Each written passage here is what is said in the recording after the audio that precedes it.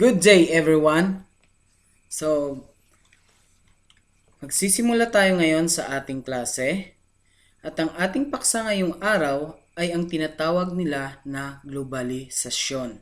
O sa English, ito yung globalization. Bago tayo magsimula sa ating klase, ano ba ang ating magiging layunin o gusto nating makamit sa ating klase? Una, ay mailalahad natin ang konsepto at dimensyon ng globalisasyon bilang isa sa mga isyong panlipunan. Ikalawa, makapagbibigay ng impormasyon sa konsepto at dimensyon ng globalisasyon bilang isa sa mga isyong panlipunan. Ikatlo, nakakapagmasid ng masuri at konsepto at dimensyon ng globalisasyon bilang isang sa mga isyong panlipunan. Ano nga ba ang tinatawag nila na globalisasyon?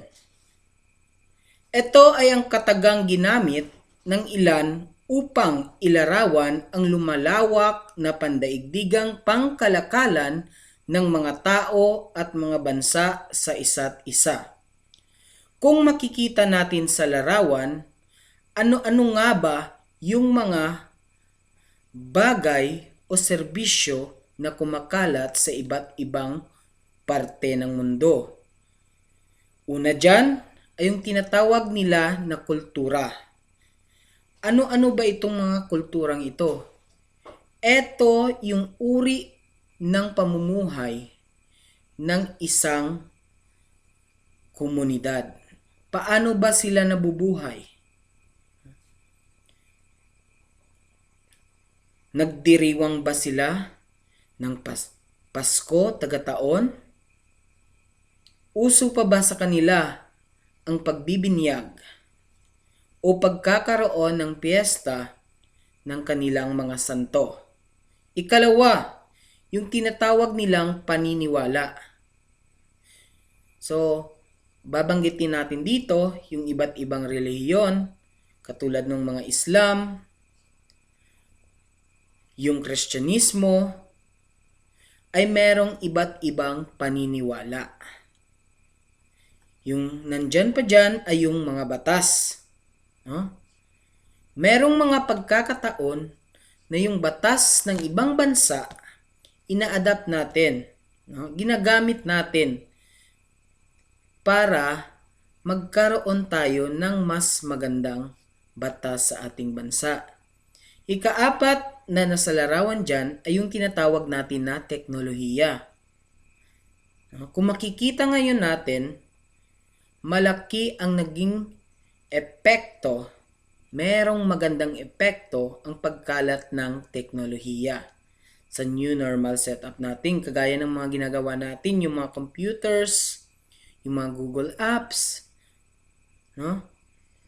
Nanggaling yan sa ibang bansa. At dahil sa globalisasyon, nalaman nating mga Pilipino ay ginamit rin natin ito dahil ito ay isang epektibo na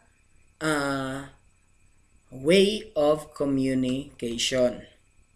So, ito pa ang ibang halimbawa, class. Una, yung pagkalat ng multinational at transnational corporations sa iba't ibang bansa. So, ano-ano ba yung mga multinational at transnational corporations? Una, no, merong halimbawa dyan.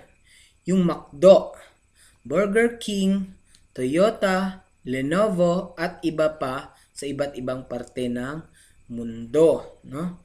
Saan ba galing yung mga halimbawang yan? No? Yung Burger King, yung may-ari niyan ay nasa labas ng bansa. Meron lang mga prangkisa na nagbebenta dito sa atin. Yung Toyota, ano yan? Diba? Nanggaling yan sa ibang bansa. Lenovo, galing rin yan sa ibang bansa. Yung mga cellphone na ginagamit natin, aside from those local brands, yung mga magagandang quality talaga, no? Medyo may kamahalan nga lang, ay nanggaling sa ibang bansa. Ikalawa, no, yung paglawak ng paggamit ng internet.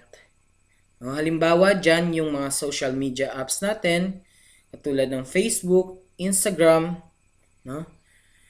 At no, lalong-lalo na yung mga nasa educational use natin, no? Yung katulad ng Google Apps, no?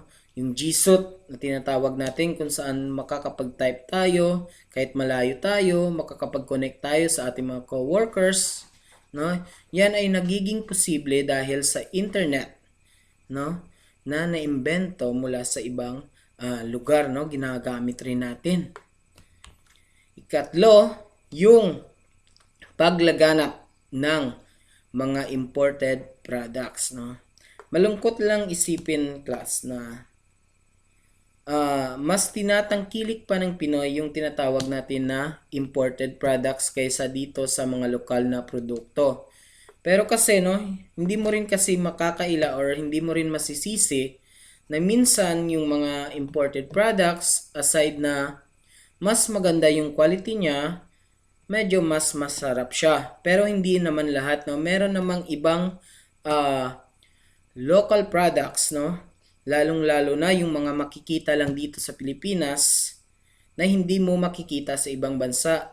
Mas masarap bumili pag yung atin, no. Tinatangkilik nga ayon kay Carlos P. Garcia na dapat tangkilikin natin yung sariling atin, no. Dahil makakapag-boost ito, makakatulong tayo sa ating ekonomiya dahil makakabili tayo sa ating lokal na pamilihan, no.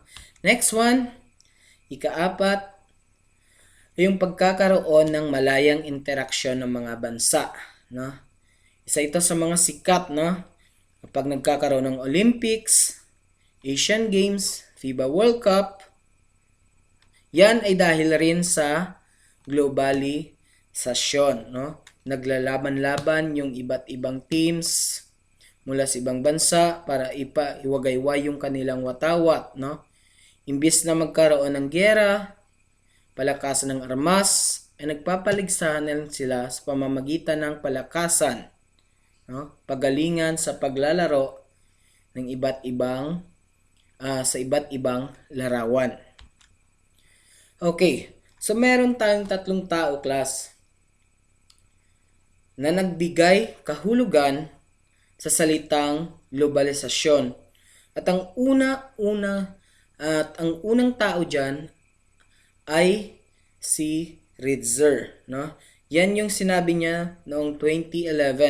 Ano ba yung sinabi niya tungkol sa globalisasyon, class? Una, ito ay isang proseso ng mabilisang pagdaloy o paggalaw ng mga tao, bagay, impormasyon at produkto sa iba't ibang direksyon na nararanasan sa iba't ibang panig ng daigdig. So kung makikita natin, hindi lamang yung mga bagay yung pumupunta sa atin, no? Nandyan rin yung mga tao. At yung pinaka-importante, class, yung mga impormasyon, no? Halimbawa ngayon, nandito tayo ngayon sa pandemyang ito, no? Nakakaranas tayo ng pandemyang ito. Imagine you guys if, no, nag-close tayo ng borders. Hindi tayo nagiging close country tayo. Hindi tayo nakakatanggap ng mga mahalagang impormasyon para mapuksa itong virus o makaiwas man lamang. Halimbawa, meron ng vaccine dun sa Russia or meron ng vaccine dun sa China, sa USA. Kapag walang globalisasyon, hindi natin na-open yung ating bansa, no? Hindi tayo mabibigyan ng impormasyon kung paano ito masosolusyonan. Hindi tayo nabibigyan ng impormasyon kung ano yung mga gamot na pwedeng yung vaccine, kung paano gumawa ng vaccine. Okay, so yan yung kahalagahan ng globalisasyon.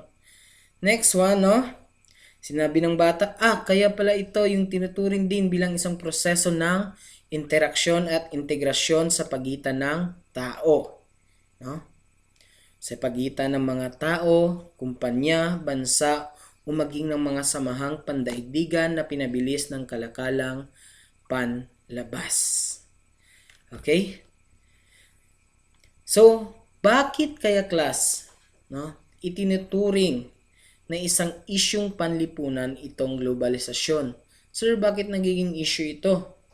Ano ba yung problema? Bakit? Parang maganda naman yung nagagawa ng globalisasyon. Tell you class, no, although na meron talagang magagandang nagawa itong globalisasyon, meron rin itong mga disadvantage or nagkakaroon ng masamang epekto. So bakit nga ba, no, nagiging isang isyung panlipunan ito, no? Ayon kay Ada class, yung babae, may tuturing na panlipunang issue ang globalisasyon sapagkat tuwiran nitong binabago at hinahamon ang pamumuhay at mga perennial institution na matagal nang naitatag, no? Ano ba itong mga perennial institution na ito? No? Paano ba binabago ng globalisasyon? No? When we say perennial institution class, it includes, no, nandyan yung pamilya, simbahan, pamahalaan at paaralan. Kung makikita natin, yung pamilya, established na tayo. No? Ang isang Pilipino, no, pamilyang Pilipino, no, wala nang dapat baguhin, no? Nandiyan yung hospitality, nandiyan yung pagiging mapagmahal ng isang pamilya. Ngunit sa globalisasyon, hinahamon niya ito, binabago, no? Magbigay tayo ng halimbawa, negatibong epekto nito, no? Katulad ng teknolohiya, yung cellphone, katulad nito, no? Kapag hindi nagabayan yung bata sa paggamit ng cellphone, no? Or yung kahit na yung mga magulang, no? Sa part ng mga magulang, minsan napapabayaan natin yung mga bata, no? Hindi tayo nagkakaroon ng quality time para sa kanila. Sa part naman ng kabataan, no? Imbis na magbasa, no? Imbis na pumunta kay para makipag-usap, doon na sa social media, nagpo-post ng kanilang mga hinaing na which is bad para sa isang pamilyang Pilipino. Next one, yung simbahan. No? Siguro yung sa simbahan, no? Nandito tayo ngayon sa new normal. No? So binago nito yung setup ng simbahan. Nung unang linggo ng quarantine, dahil hindi dapat, no, magtipon-tipon yung tao, no, sa isang lugar kagaya ng simbahan, every Sunday nagtitipon sila. So yung teknolohiya ay nakatulong. Bakit, no? Nag-live yung simbahan, no? At sa live na yon, maraming mga nakapanood, marami ring rinig nung mga payo at nung sermon ng pare, which is good, no, kahit na wala tayo sa isang physical na lugar kung saan meron tayong pagtitipon, ay napapalagana pa rin yung yung word of God na tinatawag natin, no? Next one, yung pamahalaan. Dito, no, mas nakakatulong pa yung globalisasyon, no? Hinahamon tayo, no? Dito makikita ko dito, no, yung pamahalaan mas naging responsive sa mga hinaing ng tao, no? For example, yung use natin ng internet, no? Malalaman agad ng pamahalaan kung ano yung problema ng isang lugar dahil sa internet, no? Next one, yung paaralan naman. Dito tayo magfo-focus class, no? Tuluyan na talagang binago ng new normal o ng pandemya ang setup ng paaralan. Kagaya ng ginagawa ko ngayong class. Dahil hindi tayo pwedeng mag face-to-face class, yung ginawa natin, no? Gumawa ako ng video, tulong. gamit ang tulong ng internet, yung mga apps na galing sa ibang bansa, para makapagbigay ng klarong impormasyon para sa inyo. So, hindi na applicable class, no? Hindi dapat tayo magiging perennial doon, no? Dapat, no, merong pagbabagong magaganap if it needs to be, no? Kapag merong kailangang baguhin, dapat baguhin. Okay? So, yun yung dahilan kung bakit nagiging isang isyung panlipunan ang globalisasyon. Okay, so ano naman yung globalisasyon ayon kay Macromer Lewis? Ang globalisasyon ay ang kaparaanan kung paano nagiging global upang buong mundo ang mga lokal na produkto o serbisyo. So sa madaling salita class, ang globalisasyon ay ang pagtutulungan ng mga bansa sa buong mundo upang malayang makaikot ang mga produkto at serbisyo sa bawat bansa.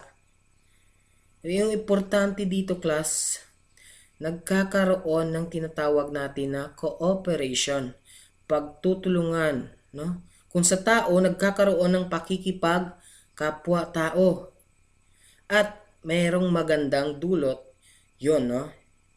Nagkakaroon ng rapport, no? Nagkakaroon ng komunikasyon, halimbawa, no, doon sa mga bansang ating mga kalaban noon. Halimbawa, yung Japan, no? Nung sinakop nila tayo muna noon. Noon, pag sinabing Japan, yung unang pumapasok sa isip, ay mga Hapon yan. Yung ganyan, no? Nung World War II, sinakop nila tayo. Maraming namatay sa atin. Pero ngayon, dahil sa pakikipagtulungan, no, ng bawat isa, unti-unti nang nababago yung tinatawag natin nababago yung pagtingin natin sa isang tao sa bansang iyon. Okay? So, sa tulong ng teknolohiya, ang globalisasyon ay napapabilis ng international na kalakalan at pamumuhunan. So, sabi ng bata, kaya pala ang prosesong ito ay umiiral. Ang mga taong nagkakaroon ng pandaigdigang palitan ng produkto at impormasyon. So, yun yung konsepto ng globalisasyon. Pumunta naman tayo class sa iba't ibang perspektibo at simula o dahilan ng globalisasyon. Unang-una dyan, ayon kay Nayan Chanda. Una, ang paniniwalang ang globalisasyon ay nakaugat sa bawat isa. So ayon kay Nayan Chanda, ang kagustuhan ng tao, take note for that, na magkaroon ng maayos na pamumuhay ang nagtulak sa tao upang makipagkalakalan, manakop at maging manlalakbay. Ibig sabihin class, merong kagustuhan ang tao na maging o na mapabuti yung kanilang kalagayan. Halimbawa, no? Yung bumalik tayo doon sa mga nakaraan. Yung China, although no, na masagana sila sa tinatawag natin na porcelain, pero salat sila sa ibang likas na yaman. So anong ginagawa ng mga Chinese? No? Yung kanilang sobra ng mga porcelain, no, ay binabarter nila doon sa sobra naman na mga tela ng mga Pilipino. So nagkakaroon ngayon ng tinatawag natin na pakikipagkalakalan upang maging maayos yung pamumuhay nila dahil salat sila doon sa mga materyales, mga damit, no? Pinoprovide ng mga Pilipino, which is salat din sa mga porcelain, yung malalagyan, pinoprovide rin ng Chinese sa kanila. So nagkakaroon ng sa bawat isa, no, sa pakikipagkalakala, nagkakaroon ng mabuting pamumuhay. Okay?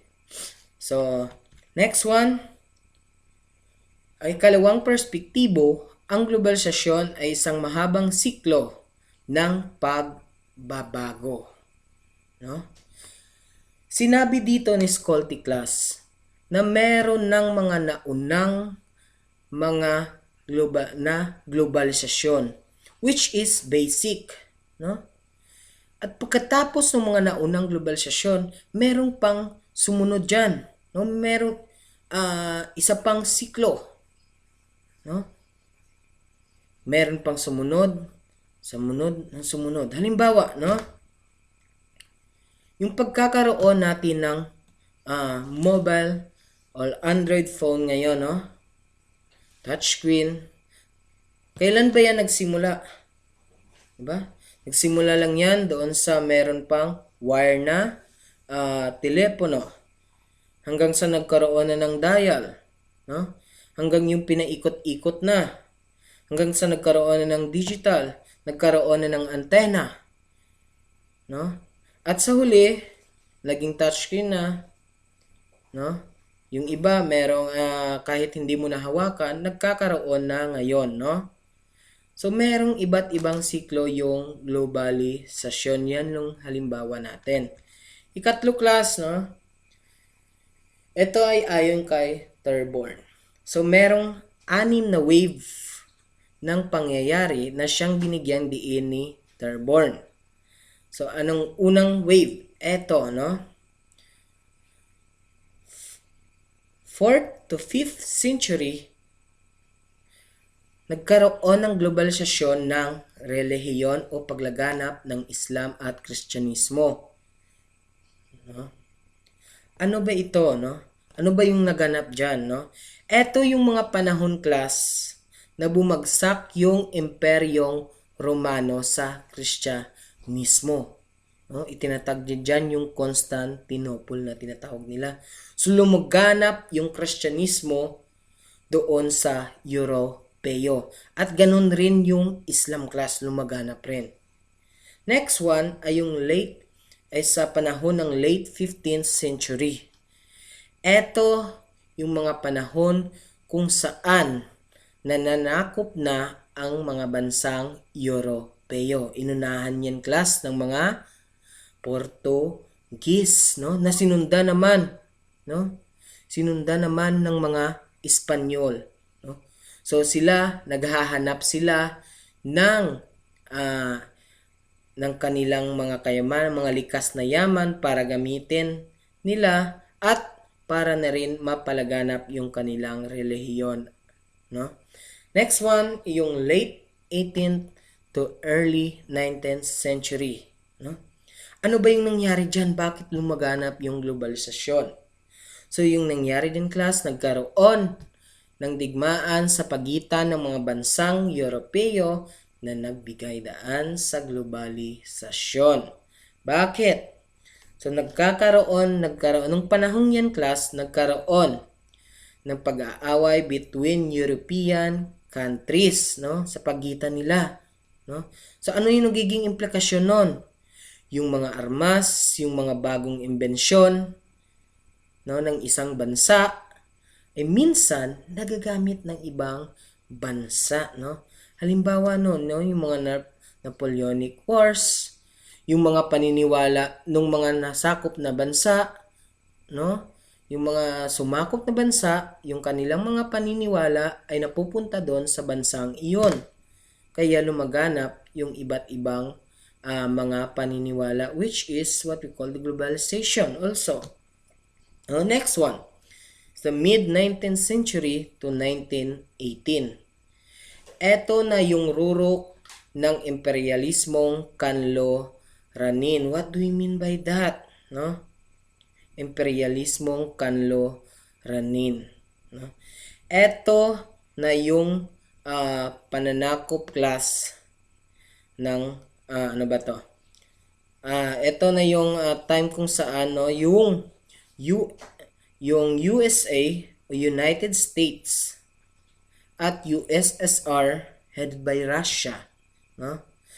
Nandoon sila sa tuktok. Sila yung kumokontrol no? Sila yung pinaka makapangyarihan. Marami na silang nasakop, no? Halimbawa, ilagay natin yung sa Pilipinas, no? Nagkaroon tayo ng iba't ibang konstitusyon. At ang isang konstitusyon diyan ay, no, binigay or hindi ba binigay, yung naging gabay natin ay yung konstitusyon ng mga Amerikano, which is the 1935 Constitution, no? So nagkaroon tayo ng mga ideas, ng mga impormasyon kung paano magtatag ng mga konstitusyon, no? Dahil sa globalisasyon yan, no? Dahil rin sa imperialismong kanluranin.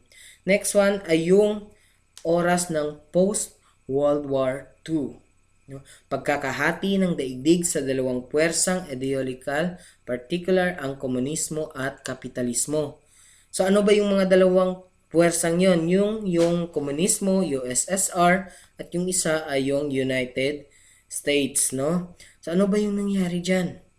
Ng post-World War? Eto, yung naging magandang epekto ng post-World War class. Isa sa mga pinakamagandang epekto ng post-World War ay yung pag nagkakaroon ng innovation yung bawat bansa para mapalakas yung kanilang puwersa. At isa dyan sa mga inobasyon, yung tinatawag natin na mga, ano ba yun? Steam engine. No? Gagamitin sana yon para sa pandigma. No? Mag-create yun ng motion from the heat. No? Pagkatapos ng World War, dahil wala nang ibang panggagamitan yon, no? Saan yun ginamit? Sa paggawa ng train, no? Or sa hindi pala paggawa ng train, no? Pagpapalakad ng train, no? At marami pang yung naging gamit ngayon.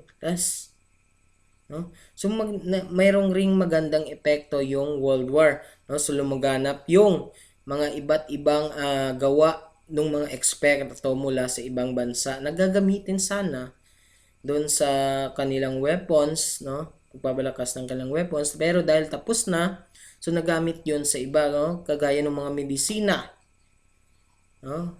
Gagamitin sana yun para biological weapon, pero dahil tapos na, so ginamit yun para mag-cure ng iba't ibang mga diseases. Okay, next one, yung post-Cold War natin. First, no, ano ba yung, balikan muna natin yung Cold War. Ito yung pag-aaway ng dalawang ideolohiya, no? Hindi sila direktang nakikipag-away, bagkus, no, dinadaan nila sa palakasan. Kung halimbawa, kung sino yung unang makakapunta doon sa buwan. Yan yung Cold War. Wala nang dumanak na dugo. Pero meron pa ring tension between the USSR and the United States. Nagpapalakasan lang sila. So pagkatapos ng Cold War na yon, ano yung nangyari? Of course, no? Nanaig yung kapitalismo, which is the United States, no, bilang isang sistemang pang-ekonomiya. So nagbigay daan sa mabilis na pagdaloy ng mga produkto, serbisyo, ideya, teknolohiya at iba pa sa pangunguna ng United States. Ano ba yung kapitalismo na tinatawag nila, class? No? So dito sa kapitalismo, malaya, no? Malaya yung mga investors na magbigay ng pera sa laan ng pera doon sa isang bansa na medyo mahirap, sabihin natin medyo mahirap na third world country, para magkaroon ng mga negosyo, magkaroon ng mga paggawaan para mas tumaas naman yung kanilang kita. No? Although nagkakaroon rin ng kita yung mga investors na yon, pero yung tax na galing doon ay napupunta sa isang bansa which they really need, no, para maging mataas yung kanilang living standards. Okay, next one, no? Sorry. Okay, number 4. Ang globalisasyon ay may ugat sa espesipikong pangyayari na naganap sa kasaysayan. Ilan dito ang mga sumusunod. Una, pananakop ng mga Romano bago man maipanganak si Kristo. So, ganun rin, no? Yung panganak, no? Yung kaibahan lang dito, merong specific events na nangyari, no? Next, paglaganap ng Kristyanismo matapos ang pagbagsak ng Imperyong Romano. So, katulad rin. So, paglaganap ng Islam noong ikapitong siglo, 17th century. So, katulad rin. Okay, so ito yung huling pananaw, no? Or perspektibo. So, ano ba yung huling perspektibo nito? Sinasabi na ang globalisasyon ay nagsimula noong 20th century o ika-20 siglo. So, ano ba yun, no? From 1900s to 2000. So, tatlo sa mga pagbabagong naganap sa panahong ito ang sinasabing may tuwirang kinalaman sa pag-usbong ng globalisasyon. So, ano ba itong tatlong kaganapan ito? Una, ay yung pag-usbong ng Estados Unidos bilang global power matapos ang World War II. Sinabi nga natin kanina, no, na yung nanalo doon sa laban yon or World War na yon at napasuko yung mga bansang katulad ng Germany, no, ay ang Estados Unidos, no? At dahil sila ang nanalo, nagkaroon sila ng tinatawag natin na spoils of war. Nagbayad, no, yung mga natalong bansa sa kanila ng mga taxes, no? Yung mga kagamitan ng ibang bansa napunta sa kanila. Merong mga bihag sila na napunta rin sa United States. So, naging mas matiwasay talaga yung buhay ng United States yun na naging daan para sa kapitalismo rin. Next, paglitaw ng mga multinational at transnational corporation, MNCs at TNCs. Dahil sa kapitalismo, mas dumami yung MNCs at TNCs. Mas marami yung naging investor. Mas marami yung naging bilyonaryo class, no? Next one, pagbagsak ng Soviet Union at pagtatapos ng Cold War. As we all know, no? Dahil sa pagbagsak ng Soviet Union, nagkaroon rin ng kapitalismo. Mas lumaganap yung kapitalismo, which is a very good, no, type of government, no, or system sa government. So that's all, class, no? Ito yung iba't ibang konsepto, iba't ibang pananaw at iba't ibang dahilan ng globalisasyon. Okay, so see you next week sa ating susunod na lesson, no? Dito lang, no, sa ating Facebook page. So, pag meron kayong oras, pwede nyo itong i-download or balik-balikan nyo na lang na panoorin. Okay, so bye-bye. Thank you.